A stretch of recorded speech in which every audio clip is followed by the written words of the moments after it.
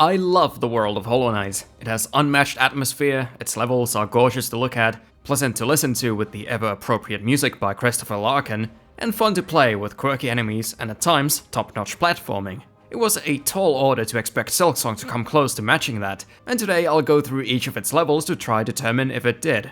We'll ascend from the depths of the abyss to the peak of the Citadel in tiers going up from awful to amazing. Oh shit, that's the wrong one. There we go. As for what counts as its own area instead of being a subzone, well, I'll mostly leave that up to what the world map says, though I'll make a few exceptions when it feels warranted. With that said, we start in bad tier, as awful would be an overstatement for Putrified Ducts. Putrified Ducts sucks. It is essentially an extension of Bilewater, but with none of what made Bilewater, yes I'm saying it, special. The only parts of it I like are the ones that directly lift the Bilewater aesthetic, or forego its own completely in the case of Fleetopia, which sure is a lovely place for its wholesome inhabitants, but it feels very disconnected from the rest. And that I am thankful for. I wouldn't want my flea body swimming in maggot muck. Outside it has annoying spit squids, the hawk tour flies, as well as duct suckers who are comboed with Barnacks. All these names sound like slurs, and you know what? I think that's appropriate. Barnacks, the things that grab and hoist you up, are the main gimmick of this zone, and they're not just used for combat and general nuisance scenarios, but also platforming, as you can let them lift you up to your desired height before cutting yourself free. The annoying thing about them though is that the drop is instant and you fall down fast, so if you want to get to where you're going, you need to overshoot it, and that feels awkward. I appreciate having a level-specific gimmick like that, which many areas do, but this is one of the weaker ones that more so test your patience than any acrobatic skill. There's not much to explore, no notable music to listen to, and the tone is just nasty and unwelcoming, but not in a memorable way with a sense of character as Deepnest or Bilewater. It has none of the magic that makes both Hollow Knight and SILKSONG shine. That said, I think this is the only genuinely bad zone to be found in SILKSONG, as number 20, Wormways, is at worst inoffensively dull. The titular worms are more helpful than dangerous as they provide an endless source of silk for healing, platforming is at most just jumping small gaps while evading worms, and the most action you'll get is these face fuckers that come and snatch a couple masks from you, masks you'll just get back from the worms anyway. Visually it's alright, music, but what does give the little area some life, no pun intended, is the alchemist Xylitol and his experimentation of plasmium, also known as lifeblood. I don't know what you guys think of the quest system in SILKSONG, but I personally think it's great to add more to do in these zones, even once fully explored. In this instance, Xylitol's quest ends up completely transforming the Wormways and making it much more appealing to look at. It's got this sense of being beautiful, but in a way you know is probably really bad, so it's kind of haunting in a way. But speaking of haunting, number 19 is the Abyss, which is built up to with quite a bit of hype, being a familiar concept from Hollow Knight, and one you travel to in a real-world inspired diving bell. It's got a quest lead-up, a cinematic, and it's the very final area of the game, so the expectation is that it's gonna be a hell of a trip. But to my grand disappointment, the Abyss itself is kinda fucking lame. It's hard to describe exactly what's wrong with the atmosphere, but going back to the original, even now, it just feels so much more haunting. The Abyss in SILKSONG is dark and black, whereas in Hollow Knight, it feels like it has drained the color away. It's a color vacuum, like a black hole.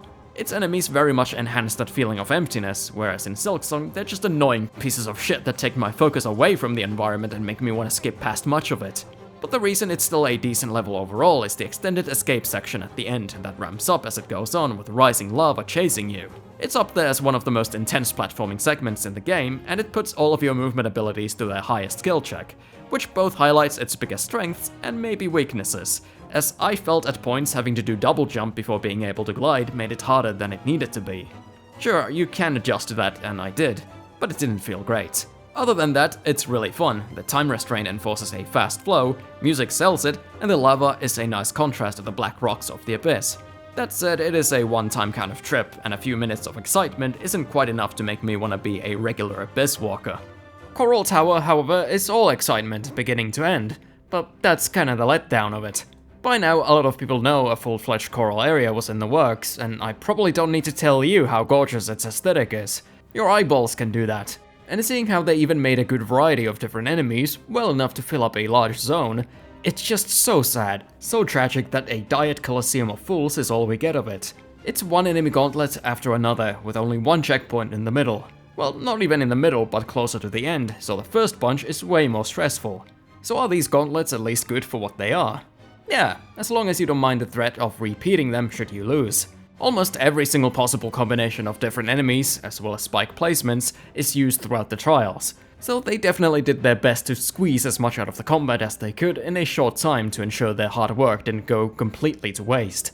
Which would be a shame given that some of these guys are really great, like the Red Hulks, Alita Battle Angels, the Crusty Fellas, and of course, the biggest, fattest entity in the game, your mama.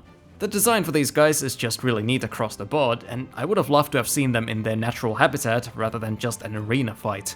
I think the fights are good, the combinations of enemies are smart, I just wish I could have enjoyed it more without the fear of exhausting repeats when I die. But of course, the biggest loss here is of what could have been. Number 17 is the Slab, and I gotta say I really struggled on choosing the area for this spot, as I would say I straight up like all the rest of the areas, so I did my best to pinpoint which ones lack the oomph of the best ones to separate them. And personally to me, the vibe check doesn't quite clear for this one.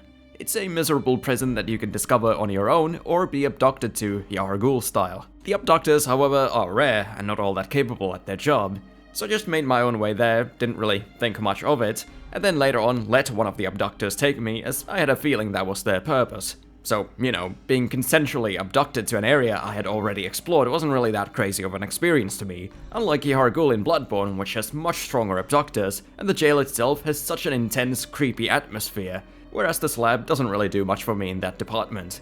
I like its tree-like layout with a central vertical path that branches out to the sides, requiring different keys from different places, which is especially strong when you're kidnapped and stripped of your equipment. It's a fun little adventure where you're out of your element and may have to utilize traps within the level to kill its enemies. And the moment where you retake your belongings with a neck snap is Hornet's most boss move yet. Hunter's March, which is number 16, is far less intricately designed, but has that allure I was looking for. It is pretty much just a straight march from one side of the area to the other, but I'm always kinda surprised by that fact when I look back on it, as it feels a lot more complex than it is.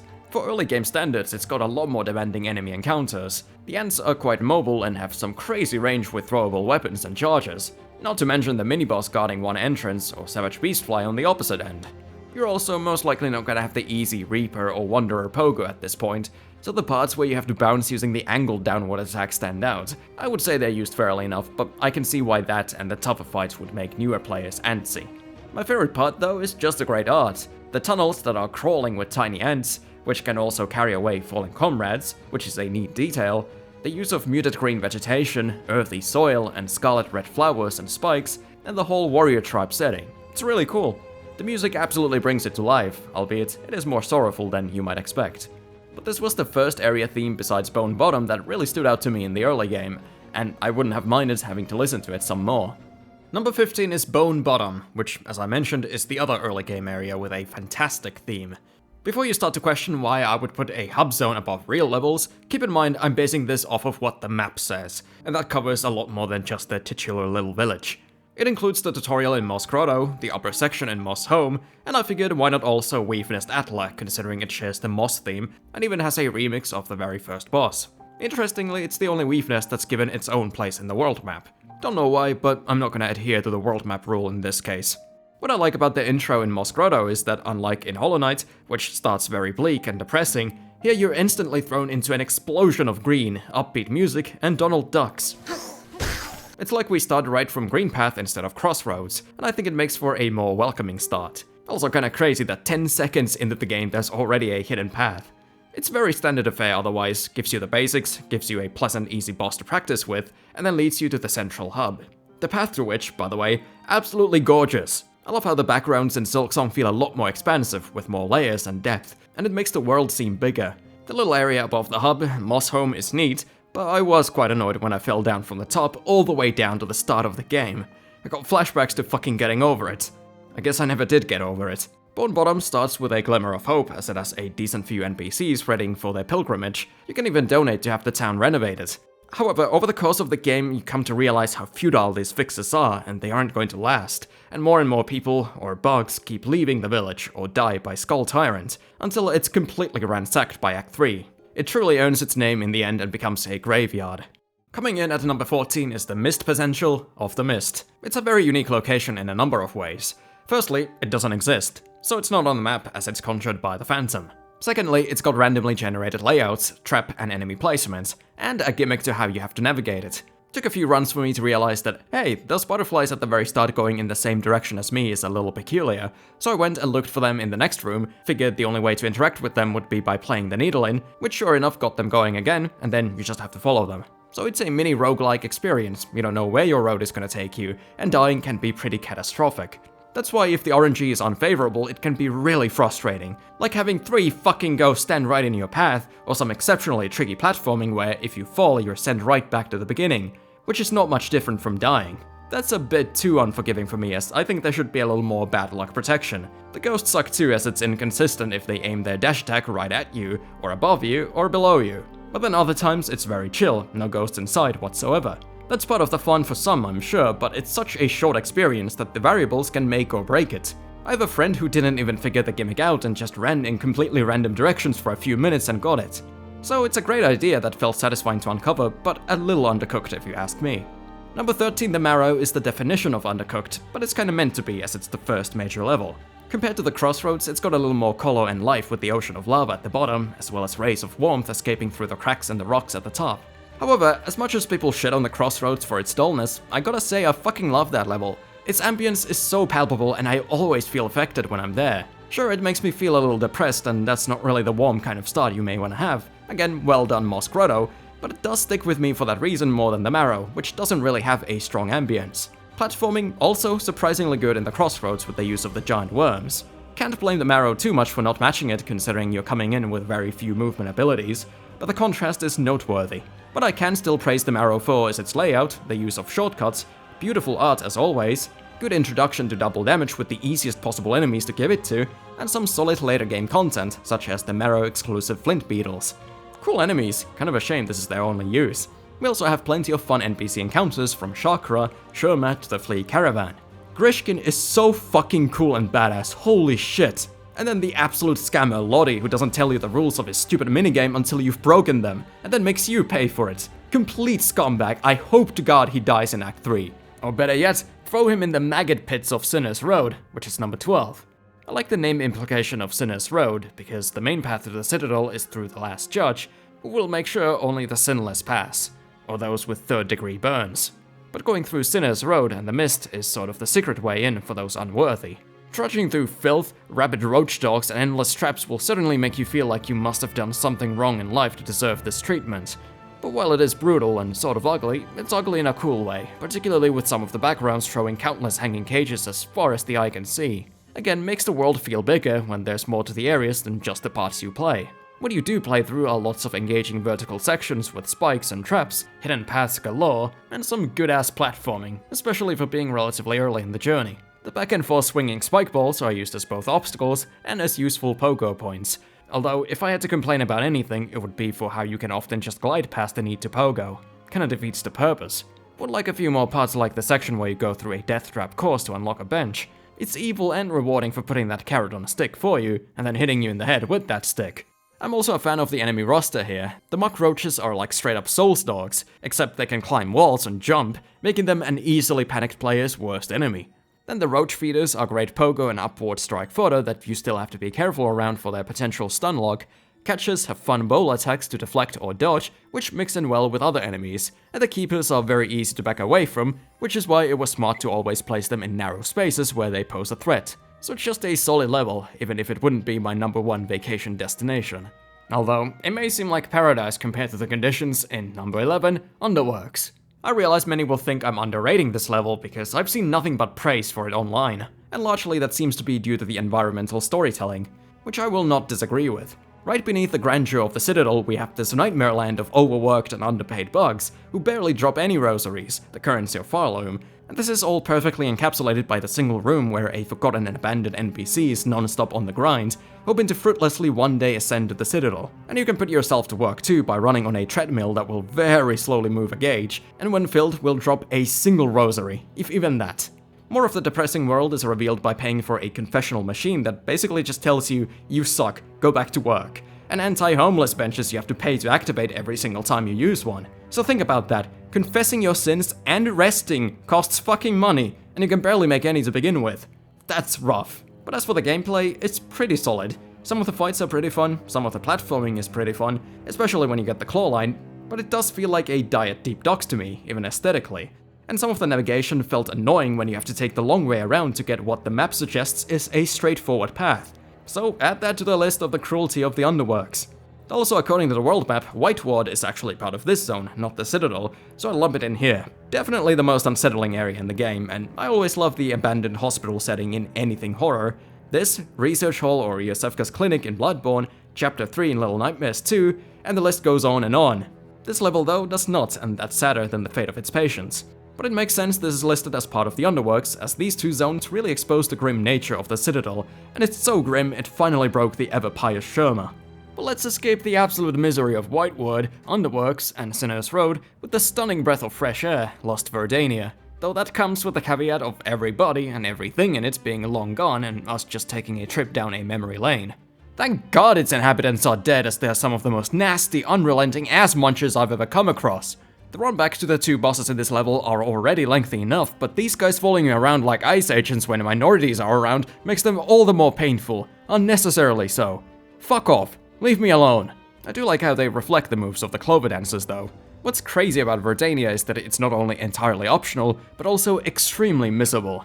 You first have to rescue a prisoner in Sinner's Road who actively asks you not to free him, and then do his questline that reveals the memory of Verdania as well as his time there. What I'll remember my time there for is mainly its refreshing vibrancy, and that is a rare delicacy in Act 3. It gives you a break from the constant shrieks and void tendrils, even if it is bittersweet for its eventual fate. Since it's one of the few levels that is designed with all the movement abilities in mind, it goes pretty hard with some of the time-restrained platforming, including with the bouncy flower buds and the glowing orbs you have to follow in a specific path to unlock more of the zone. The only lackluster element in Verdania is that there isn't much to explore, there aren't any collectible items, and you can't go back there once the Clover Dancers are defeated, so quite fittingly it becomes just a faint memory of happier times as you go back into the pits of the abyss. Our first great tier area is Blasted Steps, an area that's covered in sand, crumbled by wind, and infested by worms. And boy can they sing!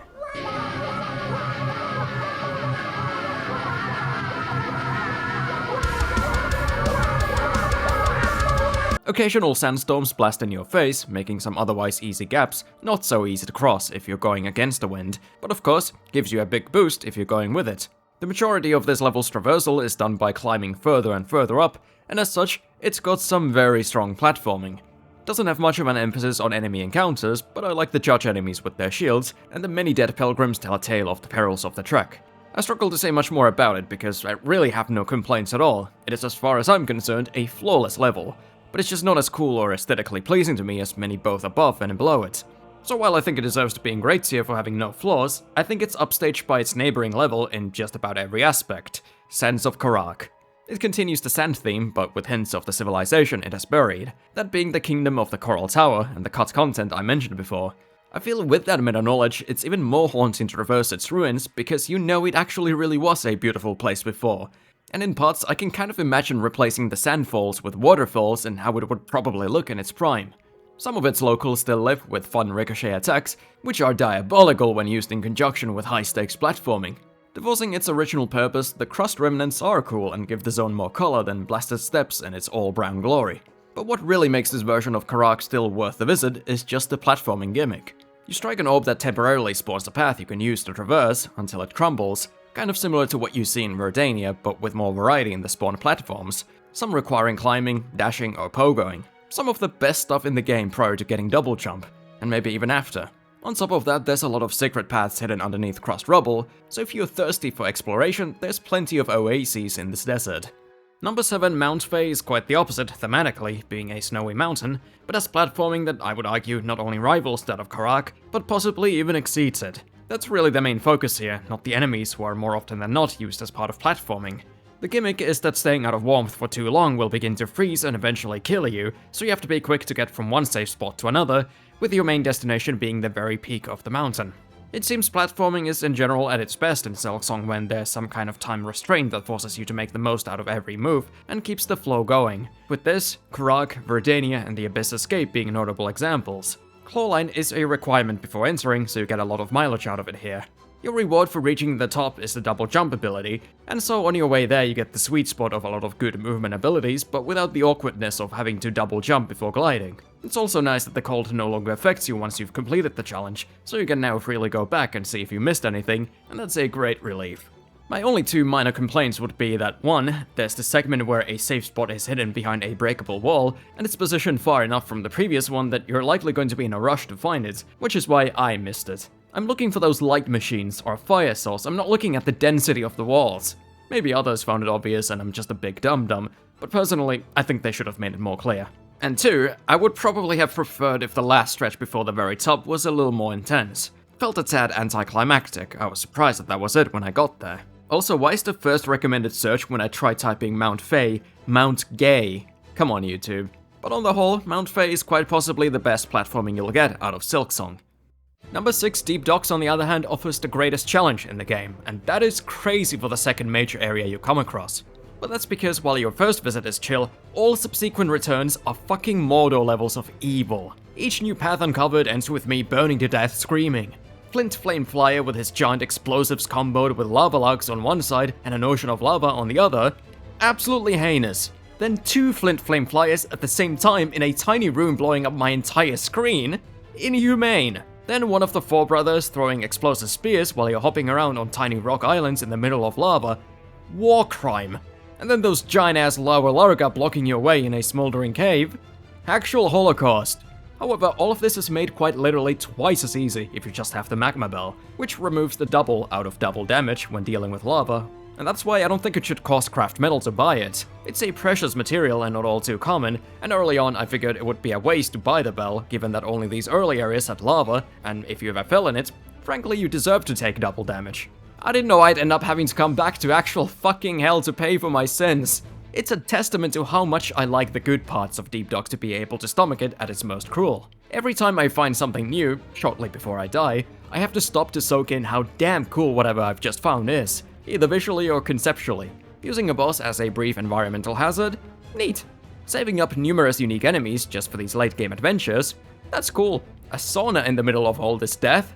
As a Finn, I approve. And the whole industrial theme is badass. It stands out firmly in contrast to most of the game, even its neighboring lava areas. Almost feels like a totally different steampunk game. Seriously, I need to super emphasize here how awesome this whole place looks. 10 out of 10 aesthetics. Now, considering how much I shat on Groll and the runback in my previous video, you might have expected Bilewater to receive a similar kind of treatment. But that was never in the cards because I've never not liked this area for a moment. I don't care if it's a hot take, Bilewater is great. I think the choice of music here was a stroke of brilliance, cause you'd expect something downbeat and kind of just ambient tone, like Putrified Ducts. But no, it's this gloomy, catchy, kind of bedtime fairy tale sounding music, if that makes sense. And it helps highlight the glimmer of beauty that manages to withstand the amount of pollution caused by, you guessed it, the Citadel. Starting to think those guys are assholes. The enemies too are kind of more animated than the usual bugs, with them jumping around, peeking from around the corners, making lots of noise as they ambush you. They're not these disgusting swamp monsters, they've just acclimated to the state of their home, which they've laced with traps aplenty. There's a great vertical part of the level with bloat roaches acting like turrets you have to hide behind cover from, while climbing up using explosive poison sacks. They're similar to what you're used to from Hunter's March and Shellwood, only fuck-ups are more costly. Many of the defeated enemies explode too, and like the poison sacks, they keep respawning, all while the native Stilkins occasionally jump out of cover to attack, so you can rarely ever stop for a breather. Another memorable part involves Slobberlocks, great name, hopping around a treacherous dock as they attempt to pull you down into the maggot muck like jumping fish. The double damage on top of the maggots preventing you from healing is a bit overkill though. And sure, like everyone else, I lament the lack of more benches in this area, and that's one of the main reasons why I hated Groll so much, as the only one close to him is hidden, and by close, I mean not really. If you don't find that, you only get a single checkpoint, and this is not a small area we're talking about. But even when I do have to do repeat runs, I can't help but appreciate the amount of personality this corner of Farloom radiates. Number 4, Farfields is the heart of the early game in SILKSONG. It feels like it has all the best elements of its surrounding areas. There's a strong presence of the Scar tribe from Hunter's March, as well as a good dose of its vibrancy. There's more lava, amazing vistas, and some bony shenanigans. Like Deep Docks, it's a solid Chapter 1 experience, but with much more meat added throughout, until it's pretty much doubled in size from the first go. First time around it locks you in until you get the Drifter's Cloak from hunting down Hokers and their spines. That's a dangerous name to read out loud. Rising up from the bottom of the level with the use of the air currents until you burst through the ground and access Greymoor was a kick-ass area exit and entry to another. But then one return journey involves the horrendous Savage Beastfly, although on second playthrough I left it for much later and wasn't that bad, and another has you dive into a lava pit, fight off a few waves of enemies, and then escape the rising magma, Abyss style. So it certainly packs a punch when it wants to, but what really made me admire Farfields is the Act 3 stuff, which throws in more enemies, one being by far the hardest in the whole game, has a beautiful section with tall grass and bendy poles you use to traverse into the heart of the Scar tribe, where you confront the memory of the best boss of the game, Carmelita. It's a near amazing level with great visuals, music that already sounds nostalgic, great combat, great platforming, great layout, relevancy throughout the whole game, but the honor of the highest tier is currently reserved for only the top 3 areas of SILKSONG. And I know many would disagree with number 3 being Shellwood based on what I've seen people say about it, but I think it is an amazing level and I don't understand what people aren't getting from it, because holy smokes is it top notch. That said, I may be biased because this is possibly my favorite level aesthetically, with the strong sense of untamable wildness, thick pollen-heavy air, music that catches the vibe perfectly, and some of the most breathtaking backdrops they've made. All the good things I've said about expansiveness, depth, and so on are super amplified in the parts where you see these giant spirals in the distance. Like Farfields, you have something of a quest to complete here on your first trip, in this instance, freeing Belhard from its curse. And for that reason, as well as the fact that Belhard on its own is tiny, I decided to include it as part of Shellwood. It ends up becoming the main hub, while Bonebottom sadly withers away. I like it feels nice and sheltered, but fuck the hell out of that bell hunting quest. I don't know what they were smoking that made them think just waiting for the right bells to spawn would be a fun waste of time. But it isn't! But more Shellwood glazing. What really sold it to me was that despite not yet having double jump or claw line, and only getting cling grip towards the end, it low-key clears most of Hollow Knight's platforming aside from Queen's Gardens and White Palace. Lots of bouncing around on flower buds, hopping on tiny platforms, dodging living flora, and then having the whole place be recontextualized as soon as you get their wall climb ability. The combat isn't too crazy outside of its bosses, but I like the stick insects, who I had as pets when I was like 6, until they got left in the sun and got burnt up. Sorry about that. And the water skeeters, who really do move like that. It's kinda freaky how fast they are. It's a slight shame there isn't much to come back to later on, but I still do, because I just like being here. Number 2 is Greymoor, which probably won't come as a surprise to anyone. It seems everyone is in universal agreement that this place kicks ass. Funnily enough, as soon as I got here, my initial thought was, okay, this is this game's City of Tears. Probably partially for the cool entrance and the rain, but also its openness.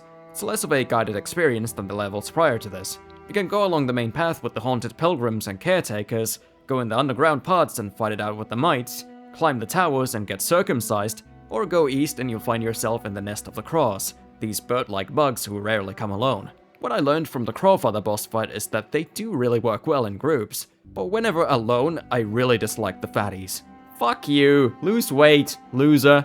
Their nests plague worn-down, crudely crafted wooden water and windmills, and they can often be seen perched on giant gravestones and the roof of an inn that provides cozy atmosphere, which you can build a scare crawl for, which ended up scaring me more than any of them, I'm sure.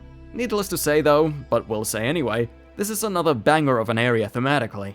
It's crude, gloomy, dark, but also gorgeous. Noticeably, this is when enemies start packing more of a punch with the silk snippers who can cut through floors, block your attacks, and are good at keeping you off their backs.